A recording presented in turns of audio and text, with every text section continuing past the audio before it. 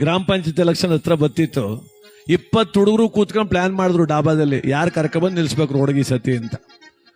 ಅವನೇ ಪರವಾಗಿಲ್ಲ, ಮನೆಗೇನೆ ಕಟ್ಕ ಅಚ್ಚಕಟ್ಟಾಗ ಅವನೇ ಅಂತ ಬಂದ್ಬಿಟ್ರು ಎಲ್ರು 20 ಜನ.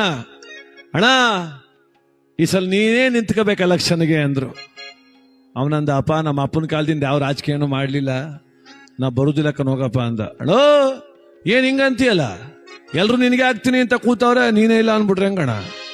ಅಪ್ಪ ಅವೆಲ್ಲ ಬೇಡಕ್ಕನೋ, ಆಪೋಸಿಟ್ ಕ್ಯಾಂಡಿಡೇಟೇ ಇಲ್ಲ, ನಿಂತ್ಕೋಬೇಕು ನೀನು ಅಂದ್ರು. ಇವನಂದ, ಗೆದ್ದನ ಅಂದ. ಗೆದ್ದಯ್ಯ ಏನ್ ಅನ್ಕಂಡೆ, ಲೀಡು ಅಂದ ಅವನು. ನಿಜವಾಲ್ವೇ ಕೂಂತಿದ್ರು ಗೆಲ್ತೀಯ ನಮ್ಮ ಅಪ್ರಾಣವೇ ಅಂದ ಒಬ್ಬ. ಅವನ ಹೆಂಡ್ತಿ ಅಂದ್ಲು, ಐಕ್ಲು ಮಾತು ಕೇಳಬೇಡ, ಯಾಕೂಟ್ ಹೋಯ್ತೀಯ, ಸುಮ್ನೆ ಇದ್ಬಿಡು ಅಂದ್ಲು ಅವಳು.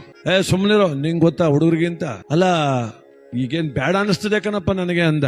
ಹೇಳೋ ಮುಂದ್ಲೋಸ್ಕೆ ನಿನ್ನ ಮಗಳು ಮದುವೆ ಮಾಡಬೇಕು, ಲಗ್ನ ಪತ್ರಿಕೆಯಲ್ಲಿ ಗ್ರಾಮ ಪಂಚಾಯತ್ ಅಧ್ಯಕ್ಷರು ಅಂತ ಹಾಕ್ಸಿದ್ರೆ ಯಾರ್ಗಣ ಗ್ರೇಡು ಅಂದ. ನಿಜ ಅಲ್ವಾ ಅಂದ.